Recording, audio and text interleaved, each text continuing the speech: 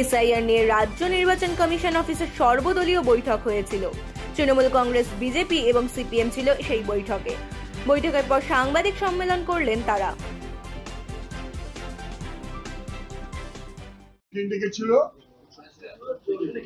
আমাদের পক্ষ থেকে আমি, সমিত লাহিড়ী, পলাশ দাস, কল্লোল মজুমদার, আমরা চারজনই ছিলাম।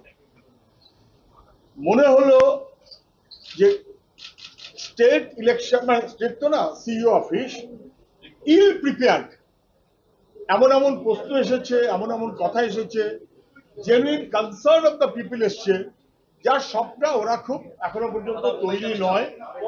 একাধিক ইস্যুজ আছে, অন্তত মুখে এগ্রি করেছে সবাই।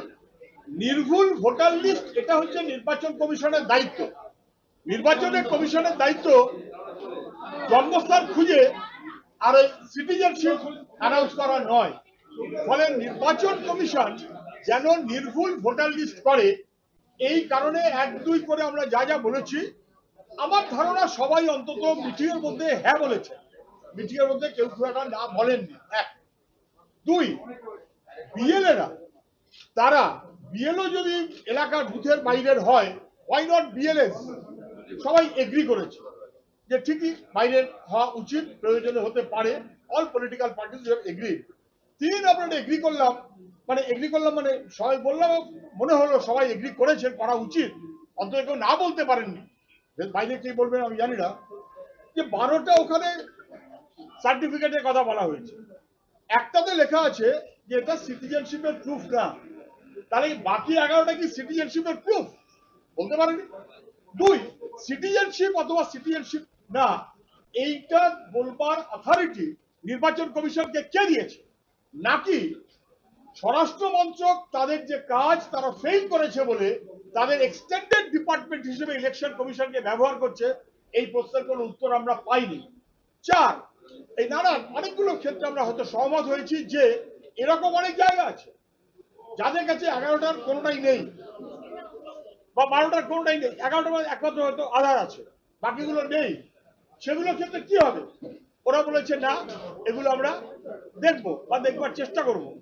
একমত হয়েছে অন্তত এইভাবে যে এগুলো সব দিল্লি তারা পাঠাবে। আমরা ফাইনালি যেটা বলেছি, বাকি যা আছে ও বলতে পারবে, আমি মিস করে গেলে, 2002 কে ঠিক করবে যে 2002 একেবারে ভগবান প্রদত্ত আর আল্লাহ প্রদত্ত? কে ঠিক করবে?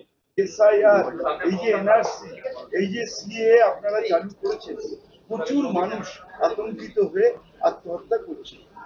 আমরা প্রথমে এই পয়েন্টটা তুলি। আজকেও আগরপাড়ায় 57 বছরের একজন বয়সী মানুষ প্রদীপ কর আজকে আত্মহত্যা করেছে। তিনি তার ডায়েরিতে কি লিখে গেছেন? এনআরসি আমার মৃত্যুর জন্য দায়ী। আমরা বলেছি এর দায় ইলেকশন কমিশনকে নিতে হবে, এর দায় ইলেকশন কমিশনকে নিতে হবে। কয়েকদিন আগে কলকাতায় 114 নম্বর ওয়ার্ডে দিলীপ কুমার শাহ, তিনি আত্মহত্যা করেছেন এই এনআরসির ভয়ে। এই দায়গুলো ইলেকশন কমিশনকে নিতে হবে। আমরা ইলেকশন কমিশনকে আজকে প্রশ্ন করেছিলাম, তারা কোনো সদুত্তর দিতে পারেনি। আমরা প্রশ্ন করেছিলাম যে 2002 সালে যখন এসআইআর হয়েছিল, তখন সেটা কমপ্লিট হতে 2 বছর সময় লেগেছে। কেন আজকে আপনারা গণতন্ত্র ধ্বংস করতে চাইছেন? মাত্র 2 মাস 2.5 মাসের মধ্যে পুরো বাংলায় আজকে 8 কোটি 8.5 কোটি মানুষের ভোটাধিকার আপনারা কেড়ে নিতে চাইছেন। কোন রাজনৈতিক দলের কথায়, কাদের ইঙ্গিতে, কাদের খুশি করার জন্য ইলেকশন কমিশন এই কাজ করছেন? এই প্রশ্ন আজকে আমরা নীতিগতভাবে করেছি, তার কোনো সদুত্তর আমরা পাইনি।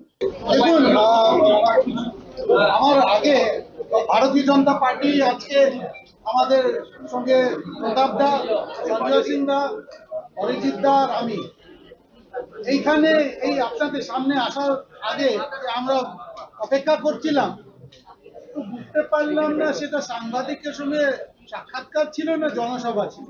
তা আমি একটা কথা বলি, আমি খুব সংক্ষেপে বলবো, আমি শুধু পয়েন্ট তারপর আপনাদের প্রশ্নের উত্তর দেব।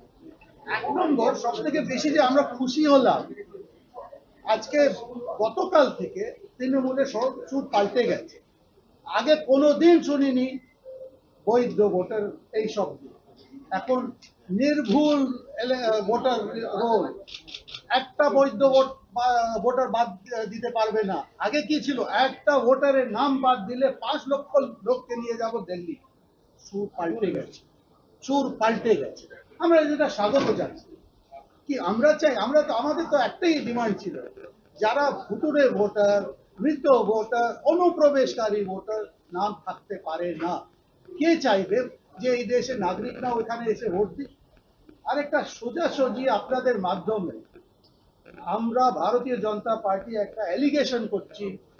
আজকে অল পার্টি মিটিং এ বলা হলো একজন সুইসাইড করেছেন, সুইসাইড নোটে লিখেছেন এনআরসির জন্য সুইসাইড করছেন, আর তৃণমূলের প্রতিনিধি বলেছেন আমরা সিইও কে দায়ী করি, সিইও অফিসকে, ইলেকশন কমিশনকে দায়ী করি।